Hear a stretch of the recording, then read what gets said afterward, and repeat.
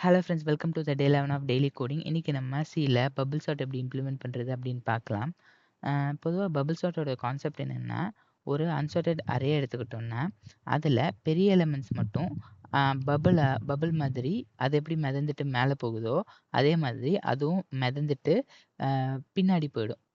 So இதுதான் right side போயிடும். So இதை எப்படி இம்ப்ளிமெண்ட் பண்ணுறது அப்படின்னா, நம்ம ஃபர்ஸ்ட்லேருந்து பார்ப்போம்.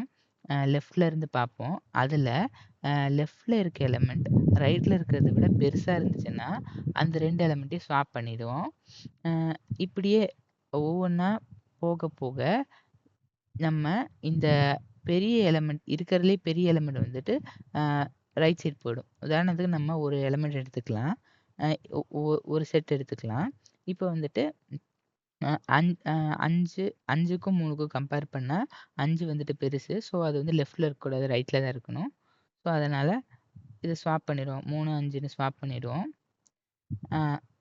அதே நெக்ஸ்ட் ஸ்டெப்பில் 5ஐயும் 6ஐயும் கம்பேர் நெக்ஸ்ட் என்ன இருக்குது, 5ம் 6ம் இருக்குது. ஸோ அடுத்து 5ஐயும் 6ஐயும் கம்பேர் பண்ணால் 6 வந்துட்டு பெருசு. ஸோ அது வந்துட்டு ரைட்டில் கரெக்டான பொசிஷனில் இருக்குது. அதனால் அதை விட்டுருவோம். நெக்ஸ்ட் என்ன இருக்குது, 8 இருக்குது. இப்போது இதே மாதிரி 8 கம்பேர் பண்ணால் 8 அப்படி இருக்குது. ஸோ 8ம் பெருசு தான். ஸோ 8ம் இருக்குது. நெக்ஸ்ட் 9 இருக்குது. 9ம் அப்படியே 9ம் பெருசு தான், அது அப்படியே இருக்கும். நெக்ஸ்ட் 1 இருக்குது. ஸோ இப்போ வந்துட்டு 1 வந்துட்டு சின்னது. ஸோ 9 தான் வந்துட்டு ரைட் சைடு இருக்கணும். ஸோ அதனால் 5 ஸோ வந்துட்டு 1க்கு பதில் 9ம் 9க்கு பதிலாக 1ம் ஸ்வாப் பண்ணிடுவோம். நெக்ஸ்ட் 0 இருக்குது. ஸோ இப்போ இதையே நம்ம எடுத்துக்கிட்டோம்னா இப்போ 0வும் 9ம் ஸ்வாப் ஆகிடும். ஸோ அது எண்ட் ஆஃப் த டே 9 இருக்கும். இதே இப்போ 9 இங்கே போயிடுச்சு.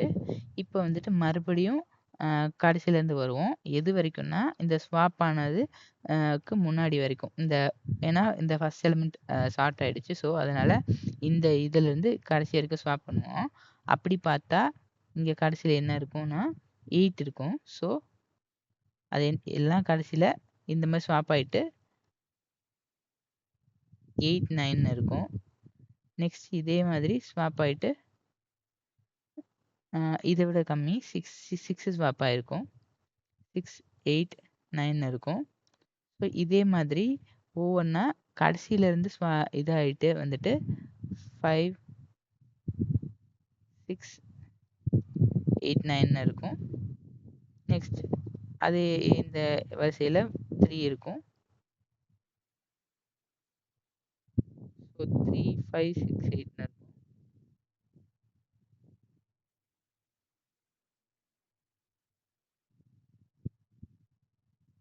6, 9 இருக்கும்.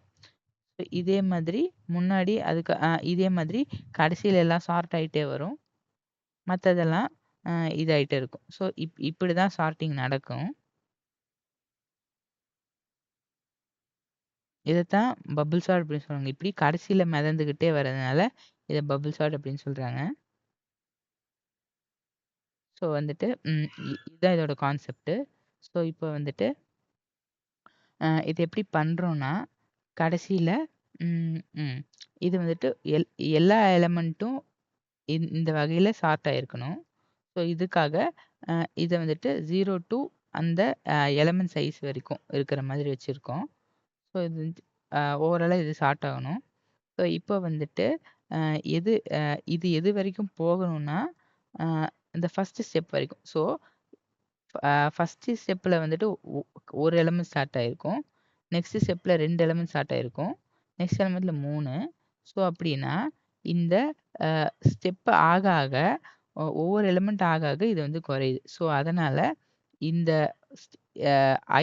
ஐ ரோவாக இருந்துச்சுன்னா அப்போ அந்த இது குறையும். ஸோ அதுக்கப்புறமேட்டு இந்த ஸ்வாப்பிங் வந்துட்டு கடைசியில் நம்ம வந்து அடுத்தடுத்த எலிமெண்ட்டு தான் கம்பேர் பண்ணுறோம். ஸோ அதனால் வந்துட்டு அடுத்தடுத்த எலிமெண்ட்டை கம்பேர் பண்ணுறோம். ஸோ அதனால் கடைசியில் எலிமெண்ட்டுக்கு வந்துட்டு அதுக்கடுத்த எலிமெண்ட்டு கம்பேர் பண்ணோன்னா இருக்காது. ஸோ அதனால் -1 போட்டுக்கிறோம். ஸோ அது வரைக்கும் இல்லைன்னா ஏன்னா பேசிக்காக இது பண்ணாமல் போயிட்டோம்னா அரே அவுட் ஆஃப் பவுண்ட் ஆகிடும். ஸோ அதுதான்.